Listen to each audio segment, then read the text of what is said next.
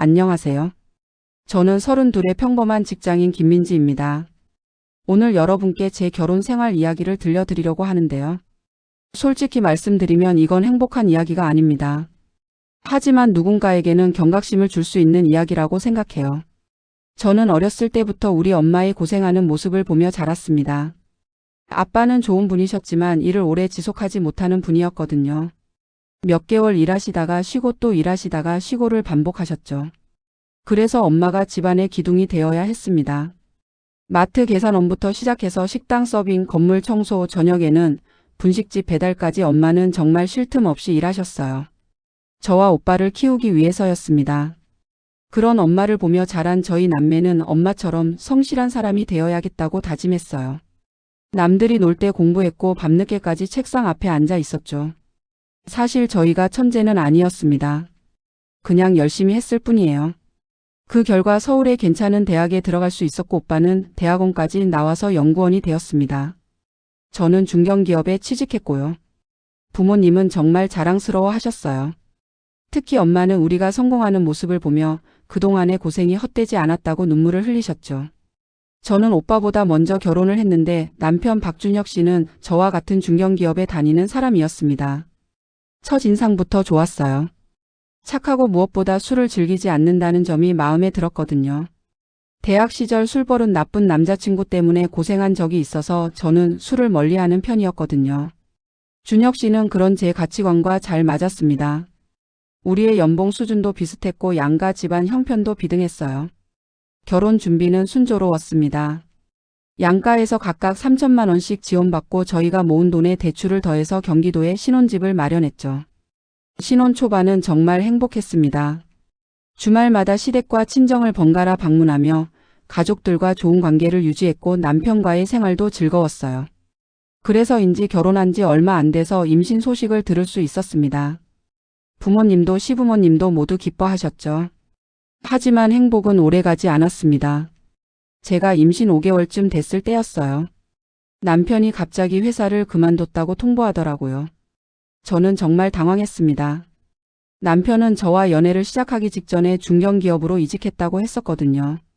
그래서 노력하라고 생각했는데 이제 겨우 2년 반밖에 안 됐는데 그만둔다니 이해가 되지 않았어요.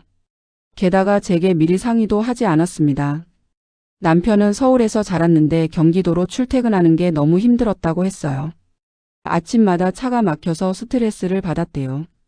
저는 뱃속에 아기도 있고 곧 휴직에 들어갈 예정이었는데 이렇게 무책임하게 행동하다니 화가 났습니다.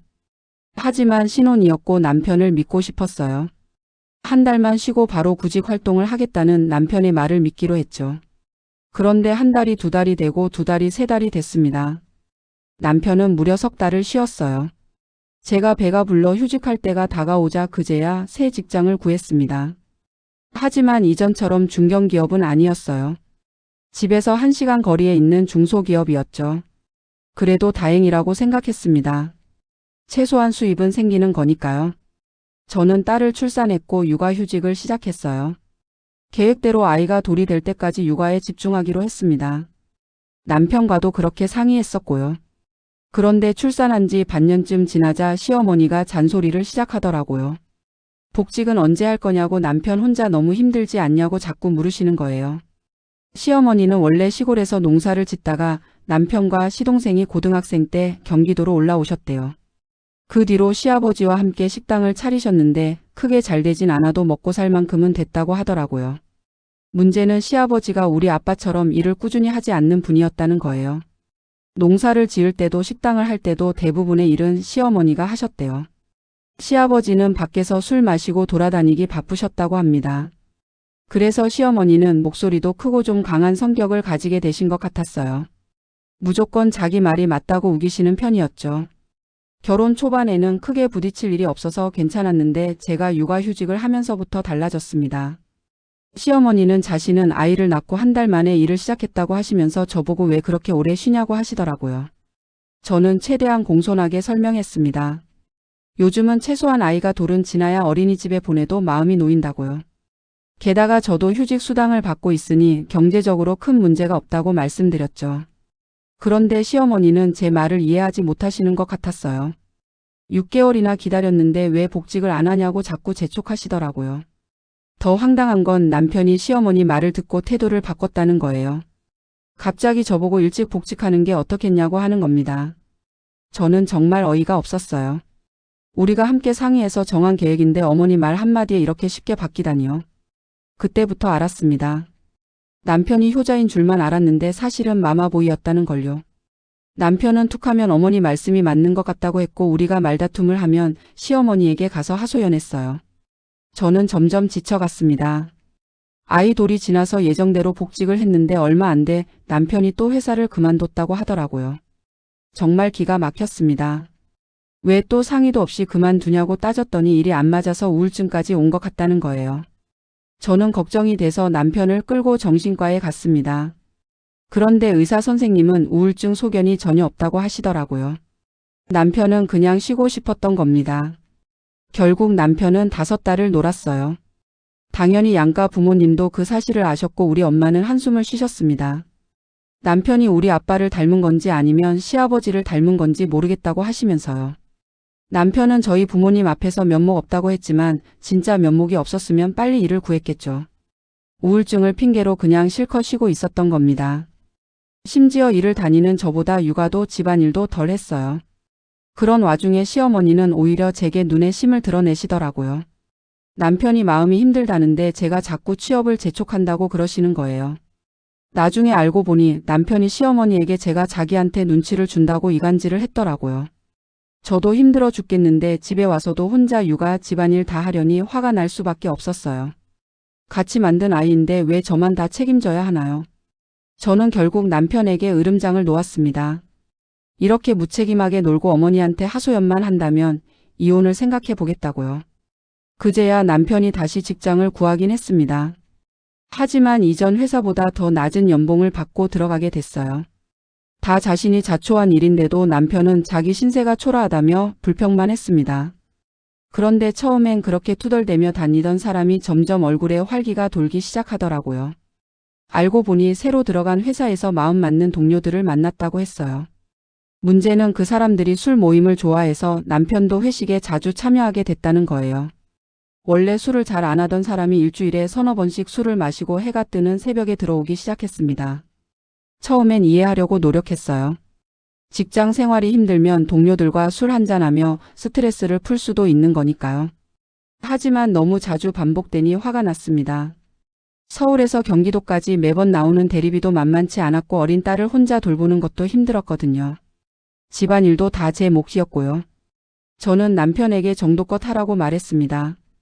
가정이 있는 사람이 그렇게 자주 술을 마시고 늦게 들어오면 안 된다고요. 대리비도 너무 낭비하지 말라고 했죠.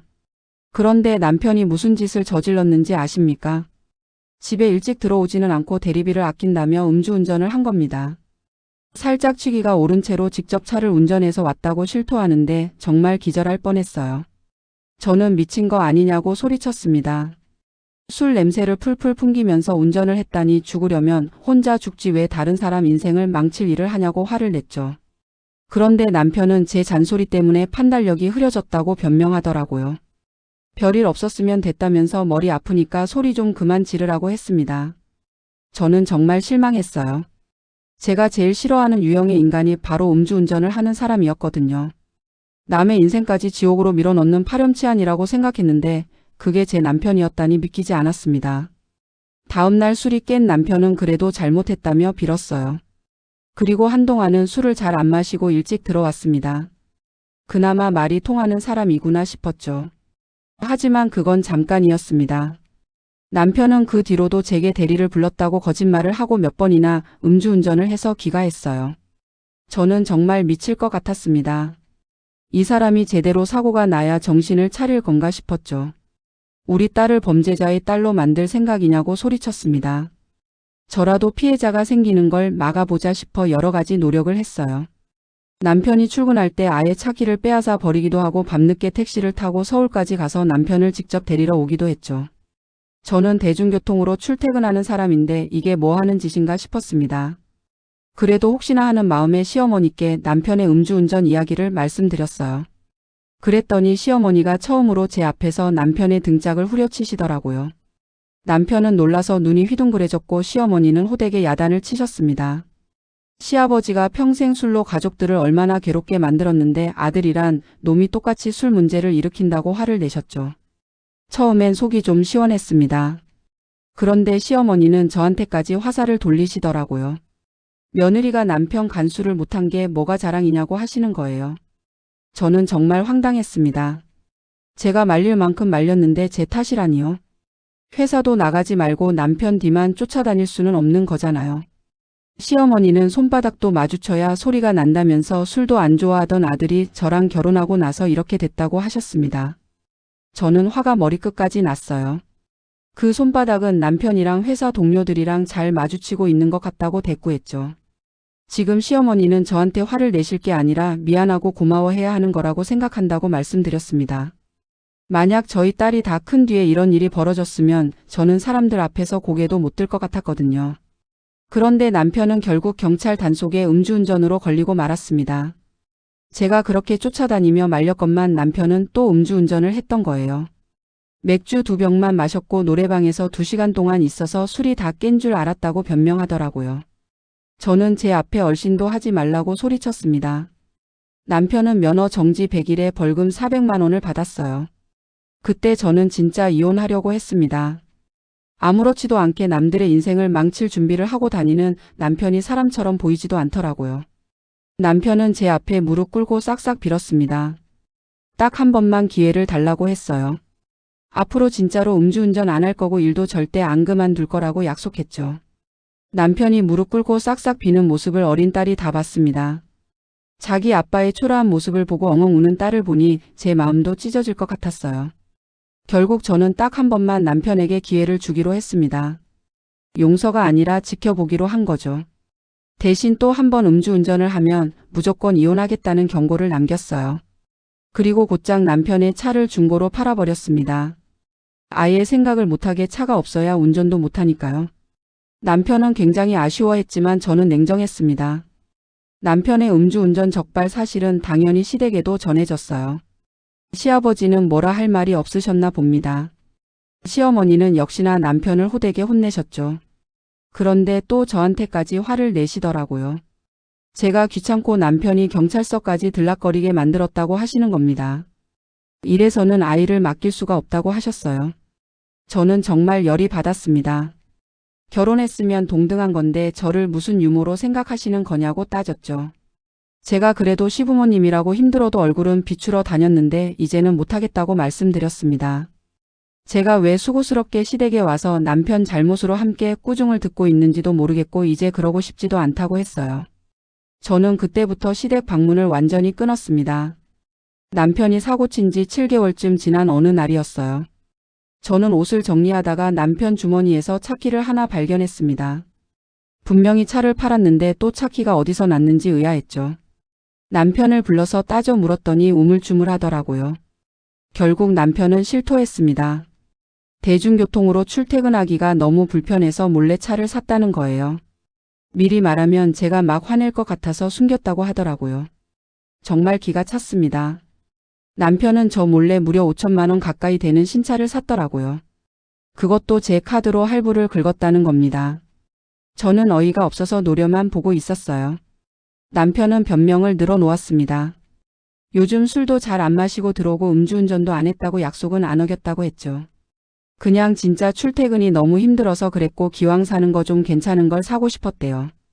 할부금 열심히 갚을 테니 그냥 넘어가 달라고 빌었습니다. 저는 너무 억울했어요. 제 허락도 없이 멋대로 그랬으니까요. 그래서 저도 제 멋대로 돈을 쓰기로 했습니다. 공평하게요. 마침 저도 돈을 쓰고 싶은 곳이 있었거든요. 당시 우리 엄마가 몸이 좋지 않아서 3달 가까이 병원에 다니고 계셨어요. 수술도 받아야 했고 보험 적용이 안 되는 치료도 많이 받으셔야 했대요. 부모님은 제가 걱정할까 봐 뒤늦게야 말씀해 주셨습니다. 저는 안 그래도 무슨 도움이라도 되고 싶었는데 딱 차 사건이 터진 거예요. 잘 됐다 싶었죠. 저도 남편처럼 제 마음대로 엄마에게 2천만 원을 보내드렸습니다. 수술비랑 치료비 쓴 걸 보태시라고요. 미리 알았으면 처음부터 제가 냈을 텐데 죄송하다고 말씀드렸죠. 그리고 남편에게 그 사실을 통보했어요. 자기가 한 일이 있으니 남편은 아무 말도 못했지만 마음에 들지 않는 눈치였습니다. 그 태도를 보며 저는 남편이 음주운전을 또 하든 말든 그냥 이혼해야겠다고 마음먹었어요. 당장은 회사에서 큰 프로젝트가 들어왔고 엄마의 투병 문제로 정신이 없어서 미루긴 했지만 길지 않은 시간 내에 기회만 있으면 이혼을 해야겠다고 결심했습니다. 그렇게 석 달 정도 지난 어느 날이었어요. 당시 엄마의 건강은 많이 나아진 상태였고 제 바쁜 프로젝트도 막 끝이 난 직후였죠. 남편도 제 눈치를 보던지 술을 거의 마시지 않고 집에 잘 들어왔어요. 오랜만에 평화가 좀 지속되던 시기였습니다. 그날 저는 출근했다가 머리가 아파서 일찍 조퇴하고 집으로 돌아왔어요. 집에 도착하니 마침 등기 우편이 와 있더라고요. 남편 앞으로 온 거였는데 제가 대신 수령하게 됐습니다. 뭔가 싶어 들여다봤는데 한눈에 법원에서 온 거라는 걸 알 수 있었어요. 느낌이 좋지 않았습니다. 떨리는 손으로 우편물을 열어본 저는 기절초풍할 뻔했죠. 그건 벌금 고지서 즉 재판 판결문이었습니다. 남편은 벌금 1,500만 원을 고지받은 상태였어요. 거기에 적힌 벌금 사유를 보니 기가 차게도 음주운전이었습니다. 사건 경위도 간단히 적혀 있었는데 날짜를 보니 남편이 멋대로 차를 산속에 속지 고작 2주 뒤였더라고요. 남편은 차를 사자마자 거의 곧바로 음주운전을 해서 무려 인명사고를 낸 겁니다. 게다가 음주운전으로 걸린 남편은 제게 그 사실을 완전히 숨기고 있었던 거예요. 저는 바로 남편에게 그 벌금 고지서를 사진 찍어서 보냈습니다. 짧은 문자와 함께요. 설명에 개만도 못한 놈아. 남편도 놀랐는지 회사를 조퇴까지 하고 집으로 달려왔더라고요. 집에 오자마자 무릎 꿇고 싹싹 빌기 시작했습니다. 저는 대체 이게 언제 일어난 일이냐고 똑바로 말하라고 다그쳤어요. 남편은 제가 프로젝트 때문에 바빠서 회사에서 밤을 새던 날이었다고 했습니다. 그날 시어머니한테 아이를 어린이집에서 하원시켜 달라고 부탁하고 진짜 회사 사람들과 가볍게 마시고 온다는 게 그만 사고를 냈다고 하더라고요. 제가 힘들게 일하고 있을 동안 남편은 결국 또 음주운전을 했던 겁니다. 시어머니한테 꼭 대리를 부르겠다고 약속했다던 남편은 끝내 술을 마시고 운전을 했다가 사람까지 쳤던 거예요. 큰 사고는 아니었대요. 그런데 그 피해자가 남편한테 합의금을 3천만 원이나 달라고 했다는 겁니다. 보험사에서 치료비는 내주지만 형사 합의금은 안 내주거든요. 피해자가 3천만 원을 안 주면 절대 합의 안 해준다고 으름장을 놨다고 했어요. 형사는 합의 못하면 재범이라 실형까지 살 수 있다고 했대요. 남편은 수중에 돈도 없고 저한테는 차마 말을 못하겠고 마음고생이 심했다고 하더라고요. 자랑스럽냐고 물었죠. 그래서 합의는 어떻게 했냐고 따졌더니 시어머니한테 부탁했다고 합니다. 형사가 보통 남편 정도면 합의하면 벌금 1,000만 원에서 2천만 원 정도 나올 거라고 했대요. 그래서 시어머니한테 다른 핑계를 대고 5천만 원을 빌려달라고 했다는 겁니다. 그렇게 시어머니께 우선 3천만 원 합의금을 내고 저 몰래 재판도 받고 온 거였어요. 그날 제가 고지서를 먼저 받아보지 않았다면 저는 계속 남편의 두 번째 음주운전 사실을 몰랐을 겁니다. 그날 머리가 아팠던 게 하늘의 뜻인가 싶었죠. 빨리 남편과 이혼하라는 뜻이요. 남편은 진짜 경찰청에서 면허 취소와 2년 동안 면허 재취득 금지 명령까지 받았대요. 남편은 제게 그 사실도 숨긴 채 제게 차를 끌고 출퇴근하는 척하며 실은 대중교통을 타고 다니고 있었던 겁니다. 제가 기만하려고 한 게 아니라 너무 무서워서 차마 말을 못했대요. 제가 진짜 이혼하자고 할까 봐 두려웠다고 했죠. 이제 앞으로 2번 다시 술 근처에도 안 갈 거고 어차피 시어머니한테 빌린 돈 2천만 원이 남아서 벌금도 그 돈으로 내면 되니까 돈 들어갈 일도 없다고 했습니다. 제발 마지막으로 한 번만 봐달라고 빌었어요. 한 번만이요. 저는 그 말에 화가 머리끝까지 났습니다. 한 번이 2번이 되고 그 2번이 평생이 되는 건데 제가 애초에 남편을 봐줬으면 안 됐던 거라고 소리쳤어요. 세상에서 제일 끔찍한 인간 중 하나가 음주운전자라고 했습니다. 죽으려면 자기 혼자만 죽을 것이지 남의 인생까지 망가뜨리는 최악의 유형이라고요. 저는 우리 딸을 위해서라도 남편 같은 인간이랑 더는 못 산다고 잘라 말했습니다. 너 같은 사람하고 아예 평생 엮이기도 싫다고 했죠. 이 게으르고 무책임하고 이기적인 인간아라고 소리쳤어요. 그때 약속했던 대로 우리 사이에 미래는 없다고 통보했습니다. 남편이 잘못했다며 빌었지만 저는 엉엉 우는 남편을 바로 집에서 내쫓아 버렸어요. 그날은 너무 화가 나서 그놈이 갈 곳이 있든 말든 알고 싶지도 않았습니다. 그냥 빨리 제 눈앞에서 치워버리고 싶었죠. 그날 저녁 혼자 식사를 하며 이혼 서류를 출력해서 도장부터 찍고 있는데 시어머니에게서 전화가 걸려왔어요. 시댁 방문을 끊은 뒤 처음 걸려온 전화였는데 저는 남편이 시댁으로 갔구나 싶었습니다. 자기 아들을 집에서 쫓아낸 이유로 난리를 치려는 것 같았어요. 저는 통화 버튼을 눌렀습니다. 기왕 이혼할 거 마지막으로 시어머니에게도 속 시원히 한마디 해주고 싶었거든요. 그런데 시어머니가 뜬금없이 제게 다음날 일정을 물으시더라고요. 토요일인데 할 거 없으면 아이는 남편한테 좀 보라고 하고 저보고 식당에 와서 김장 좀 하라는 거예요. 절인 배추 100포기를 사다 놨으니까 오라고 하시더라고요. 저는 왜 제가 가야 하냐고 물었습니다. 그랬더니 시어머니가 뭐라고 하시는지 아십니까? 멋대로 아들이 벌어온 돈을 친정에 다 퍼다 준 주제에 시댁은 영 신경도 안 쓴다고 하시는 거예요. 뻔뻔한 것 같으니라고 하면서요. 제가 멋대로 친정에 퍼다 준 돈 여기 와서 몸으로라도 때우라는 겁니다. 저는 뭐라고 하셨냐고 되물었습니다. 누가 벌어온 돈을 어째요? 제가 친정에 멋대로 돈을 퍼준 건 맞아요. 앞서 말했듯이 남편에게 화가 나서 남편 동의를 구하지 않고 보낸 거니까요.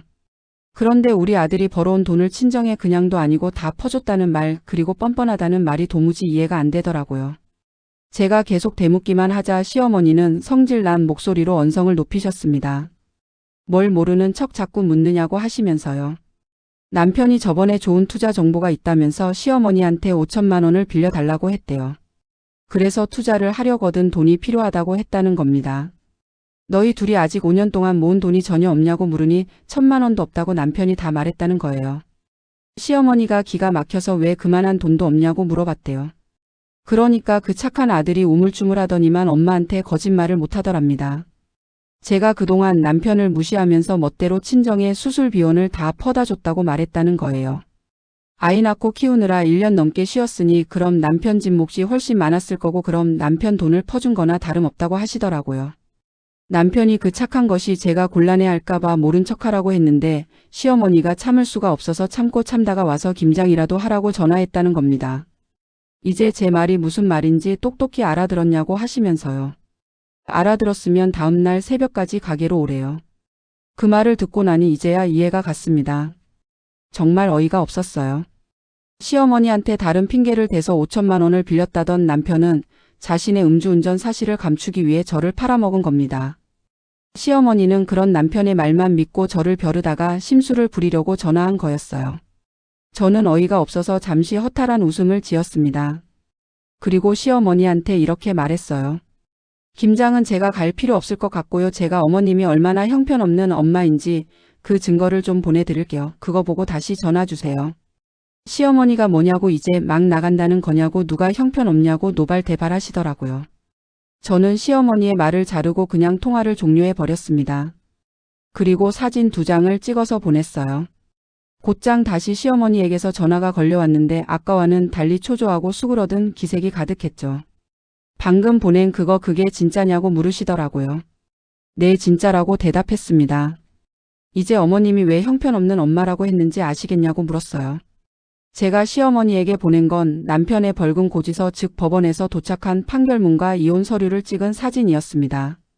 입 아프게 말하는 것보다 그 2장의 사진이 지금 상황을 더 잘 설명해 줄 것 같았거든요. 역시 효과가 좋았는지 시어머니는 더는 제게 큰 소리를 내지 못했어요. 저는 지금 상황을 확실히 깨닫게 만들어 드렸습니다. 제가 결혼 생활 5년 동안 겪은 남편은요 아주 실망스러운 인간이었다고 말씀드렸어요. 마마보이의 게으름뱅이의 범죄자의 거짓말쟁이였다고요. 아들을 그런 인간으로 키우고 그런 아들에게 속아 넘어가서 며느리 뒷담이나 하려는 어머님이 제 눈에 너무 형편없는 부모님처럼 보인다고 말씀드렸습니다. 어머님이 자식들을 사랑과 정성으로 키우신 건 대단한 일이지만 적어도 며느리로서 지켜본 제 눈에 지금 어머님은 오히려 자식을 망치는 분처럼 보이니까요. 시어머니가 그럼 그 투자 얘기는 제가 친정에 돈을 퍼줬다는 건 다 거짓말이냐고 물으셨어요. 투자는 거짓말이고 친정 얘기는 진짜라고 대답했습니다. 그 인간이 왜 5천만 원이 필요했냐면요. 피해자가 요구한 합의금 3천만 원이랑 합의 후에 내게 될 벌금이 필요해서였다고 설명해 드렸어요. 아까 보낸 고지서 보셨죠? 남편이 어머님한테 거짓말하고 빌린 돈 덕분에 합의 잘하고 실형 대신 벌금형으로 끝난 거라고요. 당연히 면허는 취소됐고요.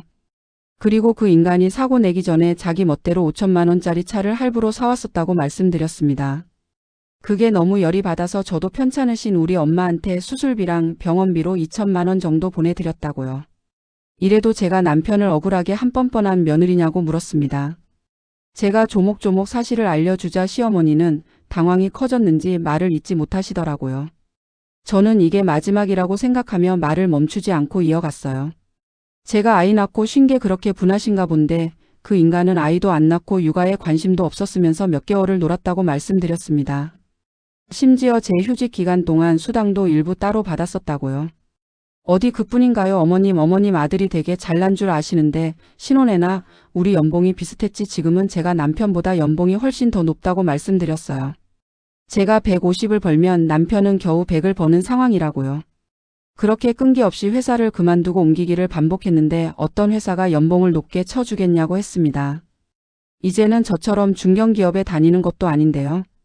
저는 그 인간이 아무리 제 속을 뒤집어 놓고 시댁에 하소연을 해도 그래도 제가 선택한 남편이니까 최대한 지켜봐준 흔적이라도 보였다고 말씀드렸어요. 근데 이게 제 한계라고 했습니다. 저는 바로 오늘 그 인간이 저 몰래 또 음주운전하고 벌금형을 받았다는 걸 알게 됐고 알자마자 바로 그 인간을 집에서 내쫓고 이혼 서류를 작성했다고 말씀드렸죠. 아까 사진 보셨냐고 그 말인즉슨 어머님하고 저도 이제 남이란 말이라고 통보했습니다. 시어머니가 저기 며느리야 라고 부르시더라고요. 왜요 또 제가 남편 간수 못했다고 뭐라고 하시려고요 아니면 저 붙잡으시려고요 저도 어머님처럼 주정뱅이 남편 못 버리고 쩔쩔매다가 어머님처럼 되라고요 저는 싫다고 말씀드렸습니다. 남편 간수 못한 점 깔끔하게 포기하고 물러날 거라고요. 그러니까 갈수록 어제 태어난 것만 하고 있는 어머님 아들 이제 어머님이 데려가서 다시 정신 교육시키든가 하시라고 말씀드렸어요. 제가 말이 길고 심했다면 죄송하지만 저도 결혼 생활 내내 쌓인 게 있어서 마지막으로 이렇게 할 말 다 하는 점 이해 부탁드린다고 했습니다. 그럼 안녕히 계시라고 인사를 드렸죠. 저는 시어머니가 제 차 뭐라고 하시든 아니면 저를 붙잡으시든 놔두지 않았습니다. 제 할 말을 하려고 한 거지 에너지를 낭비하고 싶어서 전화를 받은 게 아니니까요. 그 뒤로 저는 바로 시어머니와 시아버지 시동생 번호까지 깔끔하게 차단해 버렸어요. 얼마 뒤 남편이 제게 전화를 걸어서 훌쩍이며 마지막 애원을 하더라고요. 제가 어머니랑 통화했다며 어머니가 남편을 아주 혼쭐 내 버리겠다면서 남편이 지내고 있던 친구 집까지 쫓아오셨대요. 어머니가 주정뱅이 둘은 필요 없으니까 저한테 가서 싹싹 빌라고 하셨답니다. 남편은 진짜 이번에 제대로 반성했대요. 어머니한테 이 나이에 매질까지 당했다고 하더라고요. 제발 우리 딸을 생각해서라도 마지막으로 기회 좀 주면 안 되냐고 빌었습니다. 자기가 저한테 한 번 기회를 줬으니까 이번엔 제가 남편한테 기회 좀 달라는 거예요. 스스로 구렁텅이로 들어갔던 자기 인생을 이제 자기가 다시 구해줄 수 있는 기회 우리 딸이 범죄자 딸로 안 살 수 있는 기회라고 했습니다. 저는 제가 해줄 말은 이게 다라고 잘라 말했어요. 남편이 버티면 저는 이혼 소송도 불사할 거니까 어디 알아서 해보라고 했습니다. 하지만 저는 더는 제 인생을 망칠 생각이 없었습니다. 결혼 후 줄곧 실망스러운 모습만 보였던 남편 때문에 딸의 마음에 어둠을 만들어줄 생각도 없었죠. 결국 남편이 할 수 있는 일은 아무것도 없었어요. 남편은 결국 이혼 서류에 도장을 찍었고 아이의 양육권을 넘기는데도 동의했습니다. 저는 유리한 재산 분할을 받고 결혼 생활 내내 극심했던 스트레스에 대한 보상으로 위자료까지 받으며 남편과의 결혼 생활을 정리할 수 있었죠. 엄마가 말씀하시더라고요. 잘했다고 나도 내 아빠랑 산 사람으로서 모든 사람이 장점만 있을 순 없다고 생각한다고요. 그런데 전 남편처럼 단점만 많고 심지어 치명적인 단점이 있는 사람에게서는 차라리 빨리 벗어나는 게 낫다고 하셨습니다. 더 늦기 전에 결단 잘 내렸다고 격려해 주셨어요. 엄마 아빠는 그런 제 결정을 진심으로 지지해 주셨답니다. 아빠는 그동안 제 전 남편을 보며 느끼는 게 많았다면서 오히려 젊은 시절보다 지금 더 열심히 일을 하고 계세요. 엄마가 건강 때문에 쉬고 계시는데 아빠가 몇 년 전에 구한 경비 일을 꾸준히 이어가고 계시거든요. 이제는 자신이 엄마를 책임져야 할 때라면서요. 한편 이혼 전 조금 더 작은 집으로 이사한 뒤 아이와 둘이 지내고 있습니다. 앞으로 얼른 돈을 모아서 몇 년 뒤에는 부모님을 모실 수 있는 큰 집을 사고 싶어요. 계속 나이 들어갈 부모님을 이제는 곁에서 챙기며 살고 싶거든요. 그렇게 지금은 제가 이혼한 지 1년 정도의 시간이 흘렀는데 얼마 전 드디어 노총각인 저희 오빠가 결혼을 하게 됐습니다. 엄마 아빠한테 하나가 들어오니까 그래도 하나가 가네 이제 마음 좀 놓으시죠라고 농담했더니 부모님은 제게 눈을 흘기시더라고요. 그런 부모님은 정말 오빠의 결혼을 기뻐하고 계십니다. 예비새 언니는 오빠의 대학 후배로 몰랐었는데 20대 후반 시절 잠시 만났다가 헤어졌대요. 그 뒤 새 언니가 일 때문에 해외로 나가 있었는데 오빠는 그런 새 언니를 잊지 못했던 거더라고요. 새 언니가 다시 한국으로 돌아온 뒤 극적으로 재회한 두 사람은 그렇게 돌고 돌아서 백년해로를 약속했던 겁니다. 사돈 어르신들도 참 좋으시고 예비새 언니도 참하고 착한 사람이라 부모님이 오빠 걱정을 한시름 덜 수 있으셨죠. 저는 그런 오빠가 저와는 다르게 오래오래 새 언니와 행복하게 살았으면 좋겠습니다. 그리고 저 또한 비록 이혼을 했지만 부모님의 걱정거리가 되지 않도록 힘차게 잘 살아가려고요. 사랑하는 저희 딸과 함께요. 한편 저희 딸은 면접 교섭권 때문에 가끔 전 남편과 만나고 있습니다. 그래서 전 남편과 가끔 말을 섞을 일이 있는데 전 남편은 저와 이혼한 후 결국 시댁으로 들어갔대요. 시아버지와 닮아가는 자신의 아들을 시어머니가 끝까지 외면하지는 못했나 봅니다. 다만 시어머니는 전 남편에게 금전적인 도움은 전혀 주지 않았다고 해요. 전 남편은 저와 이혼한 후 면허 취소로 인해 차는 운전하지도 못하고 비싼 차 할부만 떠안고 제게 양육비까지 보내느라 등골이 휠 지경이었대요. 그러다 결국 눈물을 머금고 차를 팔아야 했답니다. 그 와중에도 정신을 못 차리고 마음이 힘들다며 시아버지와 둘이 술을 그렇게 마신 모양이었는데요. 속이 뒤집힌 시어머니는 전 남편의 뺨까지 후려쳐 버렸었대요. 어느 날 딸이 그런 얘기를 하더라고요. 진짜 아빠가 딸한테 그런 얘기를 했냐고 물었더니 그렇다는 겁니다. 할머니가 막 아빠 뺨을 때렸다면서 아빠가 그 집에서 서러워서 못 살겠다고 막 울면서 하소연했대요. 할머니가 아빠한테 막 화석이라고 하던데 화석이 뭐냐고 딸이 물어보더스 계속 나고요. 이 철부지 같은 인간이 아이한테 정말 별의별 소리를 다 한다 싶었습니다. 그 이야기를 듣자마자 저는 화가 나서 전 남편에게 바로 전화를 걸었어요. 내가 아이 앞에서 우는 소리 하지 말라고 했지 근데 아이 앞에서 뺨 맞았다는 소리까지 해 아이가 대체 뭘 보고 배우겠어. 아이를 못 사게 구는 것만 잘못인 줄 알아 이것도 감정적으로 아이를 힘들게 하는 거라고 말했습니다. 나는 이제 그냥 아이를 당신한테 안 보낼 거니까 그렇게 알라고 통보했어요. 전 남편이 자기가 이런 하소연할 사람이 그럼 누가 있냐고 하더라고요. 아버지랑 둘이 얘기해봤자 답답하기만 하고 어머니는 맨날 자기를 원수 보듯이 보고 시동생 그 자식은 자기가 음주운전한 일로 형 취급도 안 한다는 겁니다. 자기도 답답해서 그랬다고 하더라고요. 저는 소리쳤습니다. 아이가 내 감정 배출구인 줄 아니 이 답답한 철부지야 제발 철 좀 들어라 오죽했으면 당신 엄마까지 당신한테 마음이 돌아섰겠냐고요. 아무튼 나는 절대 못 보내니까 알아서 하라고 끊어버렸습니다.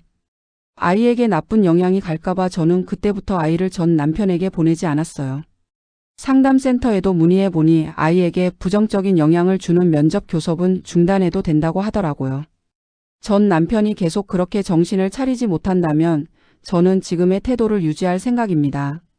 솔직히 저는 남편에게 전혀 좋은 감정이 없지만 엄마의 독단으로 아이에게 평생 아빠의 존재를 보여주지 않기란 불가능하다고 생각해요. 그렇기 때문에 저는 제발 전 남편이 상담을 받든 어떻게 하든 아이를 위해서라도 부디 정신을 차렸으면 합니다. 그렇게 무책임하고 남에게 피해를 끼치고 다니면 자신의 인생에도 남는 것이 없다는 걸 제발 전 남편이 뼈에 사무치도록 깨달았으면 좋겠어요. 그때가 되면 최소한 좋은 남편으로 돌아올 순 없어도 아이에게 나쁜 아빠로는 남지 않을 수 있을 테니까요. 그런데 최근 들어서 좀 이상한 일들이 생기기 시작했습니다. 제가 이혼한 지 1년쯤 됐다고 말씀드렸잖아요. 그동안 전 남편 쪽에서는 별다른 연락이 없었는데 갑자기 시동생한테서 연락이 왔어요. 차단했던 번호를 풀어달라는 내용의 문자였습니다. 처음에는 무시했는데 계속 문자가 오더라고요. 할 말이 있으니 한 번만 만나자는 겁니다. 저는 궁금하기도 하고 혹시 딸과 관련된 일인가 싶어서 만나기로 했어요. 약속 장소에 나갔더니 시동생이 먼저 와 있더라고요. 시동생은 제게 정중하게 인사를 하고 커피를 한 잔 권했습니다. 그리고 단도직입적으로 말을 꺼내더라고요. 형수님 제가 오늘 찾아뵌 건 형 때문입니다. 형이 요즘 정말 많이 반성하고 있어요 라고 하는 겁니다.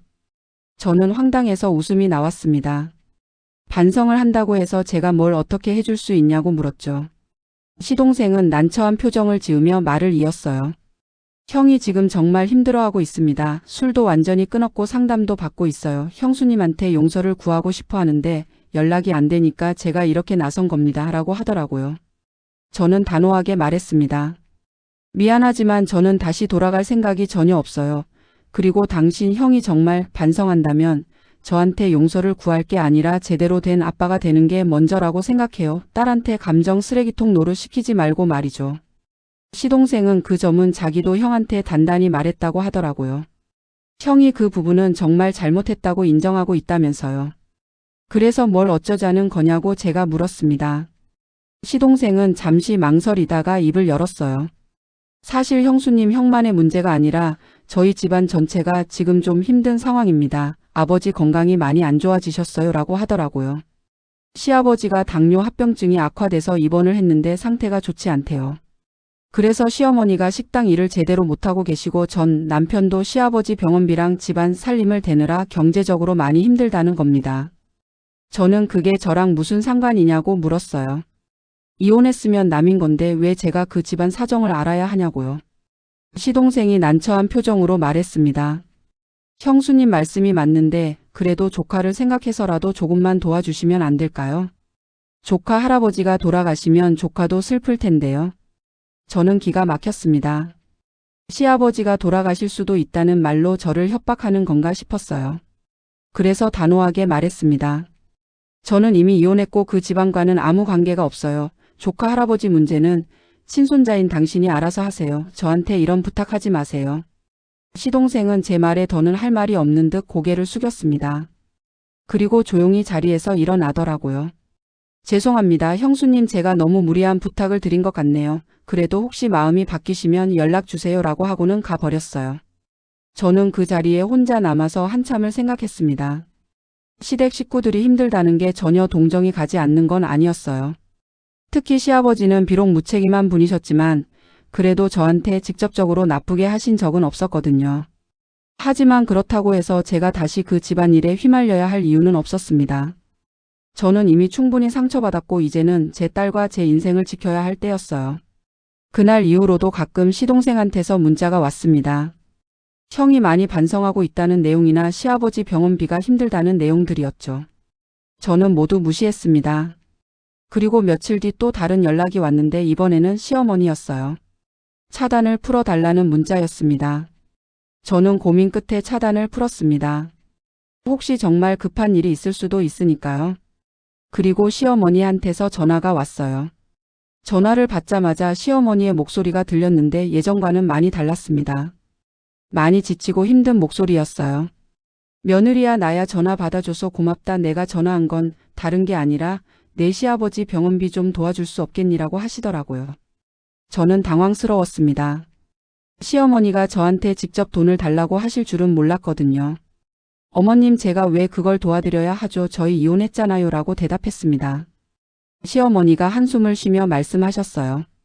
그래 내가 너한테 잘못한 거 안다. 내가 우리 아들만 생각하고 너한테 너무 심하게 했지. 그건 진심으로 미안하다. 근데 지금 정말 급한 상황이야. 내 시아버지가 큰 수술을 해야 하는데 돈이 없어서 수술을 못하고 있단다. 저는 그래도 마음이 움직이지 않았습니다. 어머님 그건 어머님 가족 문제예요. 저는 이미 남이고요. 시동생분도 계시잖아요. 그분한테 부탁하세요 라고 말했습니다. 시어머니가 답답한 목소리로 말했어요. 성주 그 자식은 자기 일로 바빠서 돈을 못 낸다고 하더라. 그리고 우리 성현이는 지금 너한테 양육비 주느라 힘든 거 너도 알잖니. 제발 부탁이다. 조금만 도와다오. 저는 단호하게 거절했습니다. 죄송하지만 안 되겠어요. 저도 제 생활이 있고 딸 키우는데 돈이 필요해요. 그리고 무엇보다 저는 더 이상 그 집안 사람이 아니에요.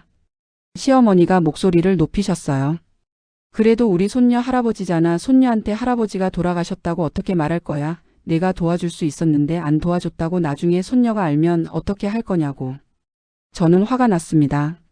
어머님 그런 식으로 협박하지 마세요. 할아버지 문제는 친아들들이 해결하셔야죠. 저한테 그런 책임 떠넘기지 마세요 라고 소리쳤어요.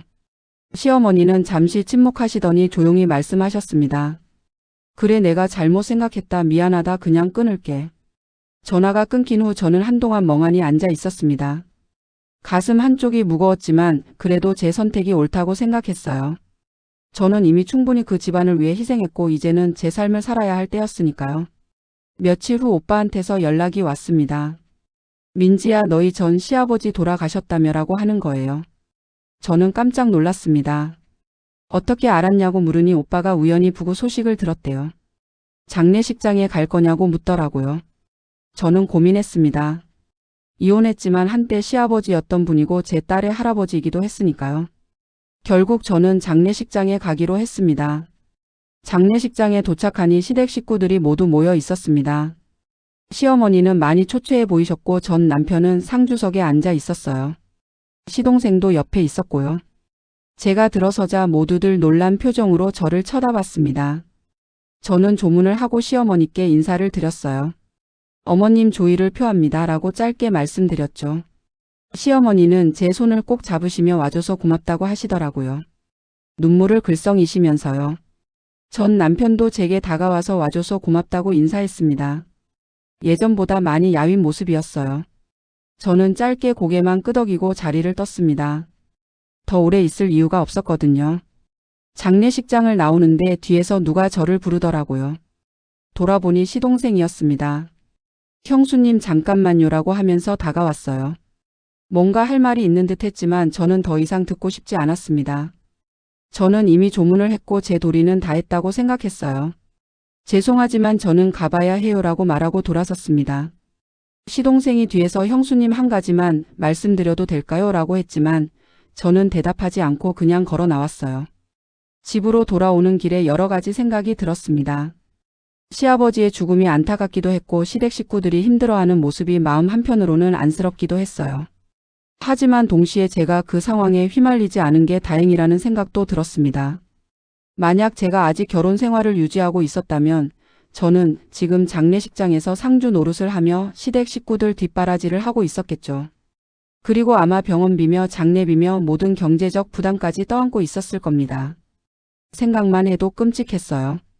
집에 도착해서 딸을 안아주며 생각했습니다. 내가 잘한 거야. 우리 딸을 위해서라도 나는 이제 행복해져야 해. 그날 밤 딸이 잠든 후 저는 혼자 조용히 앉아서 지난 시간들을 돌아봤어요. 결혼하고 임신하고 출산하고 육아하고 남편의 무책임함과 음주운전으로 고생하고 시댁과의 갈등으로 힘들어하던 시간들이요. 그 모든 시간이 제게는 고통이었지만 동시에 배움이기도 했습니다. 저는 그 경험을 통해 제가 어떤 사람과는 절대 살 수 없는지, 어떤 가치관을 가진 사람을 경계해야 하는지 배웠어요. 그리고 무엇보다 제 자신을 지키는 게 얼마나 중요한지 깨달았습니다. 며칠 후 회사에서 일을 하고 있는데 전 남편한테서 문자가 왔습니다. 민지야, 아버지 장례식에 와줘서 고마워. 내가 와준 걸 보고 우리 어머니가 많이 위로받으셨어. 나도 그동안 정말 많이 반성했어. 내가 너한테 너무 못했다는 걸 알아. 미안해라는 내용이었어요. 저는 문자를 읽고 한참을 생각했습니다. 뭐라고 답장해야 할까 고민하다가 결국 이렇게 답장했어요. 조문은 예의상 한 거예요. 그리고 반성한다는 말은 이제 그만했으면 좋겠어요. 진짜 반성한다면 말이 아니라 행동으로 보여주세요. 우리 딸한테 제대로 된 아빠가 되는 것부터 시작하세요. 그리고 더는 저한테 연락하지 마세요. 우리는 이미 끝났어요. 문자를 보내고 나니 마음이 후련했습니다. 이제 정말로 정리가 된 것 같았어요. 그로부터 몇 주가 지났습니다. 어느 날 퇴근하고 집에 오는데 집 앞에 누군가 서 있더라고요. 가까이 가보니 시어머니였습니다. 깜짝 놀라서 어머님 여기 왜 오셨어요? 라고 물었죠. 시어머니는 피곤해 보이는 얼굴로 며느리야 미안하다 내가 너무 할 말이 있어서 왔다라고 하시더라고요. 저는 난감했지만 일단 집으로 모시고 들어갔습니다. 차를 한 잔 드리고 무슨 일이시냐고 물었어요. 시어머니가 한참을 망설이시다가 입을 여셨습니다. 며느리야 내가 너한테 정말 미안하다. 내가 그동안 너무 우리 아들만 생각하고 너한테 못되게 굴었어. 내가 얼마나 힘들었을지 이제야 조금 알 것 같구나. 저는 갑작스러운 사과에 당황했습니다. 어머님 갑자기 왜 이러세요? 라고 물었죠. 시어머니가 눈물을 글썽이며 말씀하셨어요. 남편이 죽고 나니까 내 인생을 돌아보게 되더라. 나는 평생 저 술 처먹는 남편 뒤치다꺼리 하면서 살았어. 우리 아들들 키운다고 나만 고생했지. 근데 돌이켜보니 내가 아들들을 제대로 키운 것도 아니더라고. 특히 성현이는 내가 너무 감싸고 돌다 보니까 제대로 된 어른이 되지 못한 것 같아. 그게 다 내 잘못이야. 저는 시어머니의 말을 들으며 복잡한 감정이 들었습니다. 시어머니가 자신의 잘못을 인정하는 모습이 조금은 놀라웠고 한편으로는 이제 와서 무슨 소용인가 싶기도 했어요. 어머님 말씀 감사하지만 이미 다 지난 일이에요. 저는 이제 제 인생을 살고 있고요 라고 말했습니다. 시어머니가 고개를 끄덕이셨어요. 그래 내 말이 맞아. 내가 이제 와서 미안하다고 한다고 달라지는 건 없지. 근데 나는 한 가지 부탁을 하러 왔어. 저는 경계하는 마음으로 무슨 부탁이시냐고 물었습니다. 시어머니가 조심스럽게 말씀하셨어요. 우리 손녀 좀 보여 다오. 내가 할머니로서 손녀를 제대로 챙기지 못했는데 이제라도 할머니 노릇 좀 하고 싶구나. 저는 고민이 됐습니다. 딸에게 할머니가 필요하다는 건 저도 알았지만 시어머니와 다시 연을 맺는 게 과연 좋은 일인지 확신이 서지 않았거든요. 어머님 제가 생각 좀 해보고 연락드릴게요 라고 대답했습니다. 시어머니는 알겠다고 하시며 일어나셨어요. 그리고 문 앞에서 돌아서시며 한 번 더 말씀하셨습니다. 며느리야 너 잘했어. 우리 성현이 같은 놈은 빨리 정리하는 게 맞아. 너무 늦지 않아서 다행이다. 앞으로 행복하게 잘 살아라. 시어머니가 가신 후 저는 한참을 생각했습니다. 딸에게 할머니를 만나게 해줄까 말까 고민이 됐어요. 결국 저는 딸에게 물어보기로 했습니다. 우리 딸 할머니 보고 싶어라고 물으니 딸이 고개를 끄덕이더라고요. 응 엄마 나 할머니 보고 싶어. 할머니가 나한테 맛있는 거 많이 해주셨잖아. 딸의 대답을 듣고 저는 마음을 정했습니다. 일단 딸과 시어머니가 가끔 만나는 건 허락하기로 했어요.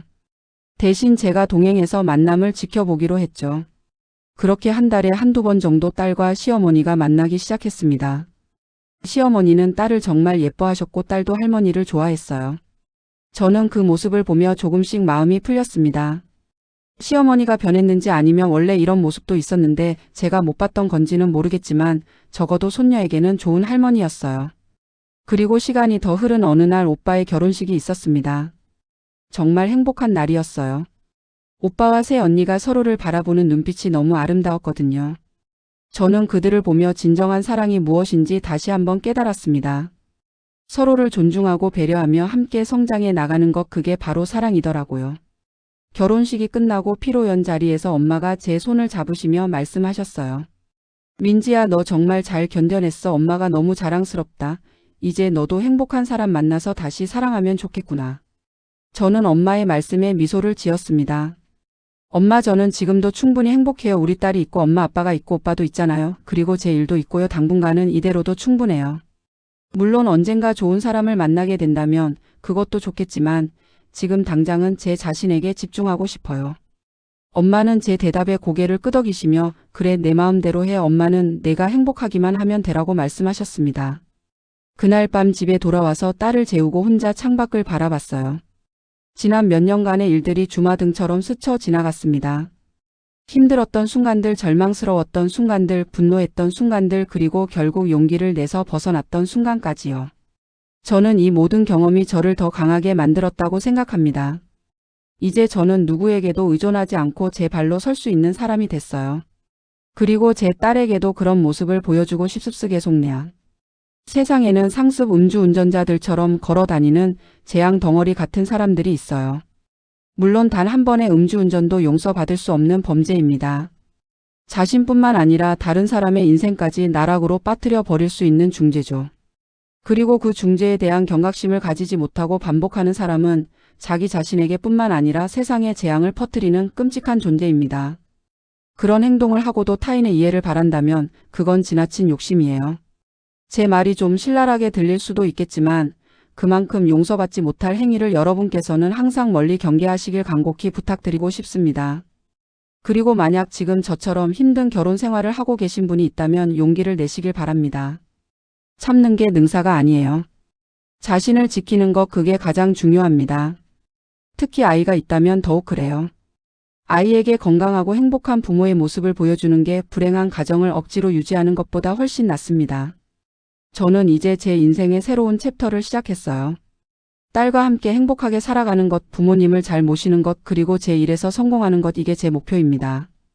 언젠가는 부모님을 모실 수 있는 큰 집도 사고 싶고 딸에게 더 좋은 환경을 만들어주고 싶어요. 그리고 가능하다면 언젠가 정말 좋은 사람을 만나서 다시 사랑을 시작할 수도 있겠죠. 하지만 그건 천천히 생각할 일입니다. 지금은 저 자신을 사랑하고 제 주변 사람들을 사랑하는 것만으로도 충분하니까요. 여러분도 항상 자신을 먼저 생각하시길 바랍니다. 남을 위해 희생하는 것도 좋지만 자신을 희생시켜서는 안 됩니다. 자신이 행복해야 다른 사람도 행복하게 해줄 수 있어요. 제 이야기가 누군가에게 조금이라도 도움이 됐으면 좋겠습니다. 힘든 상황에 있는 분들께 용기를 드릴 수 있었으면 하고요. 그럼 여기서 제 이야기를 마치겠습니다.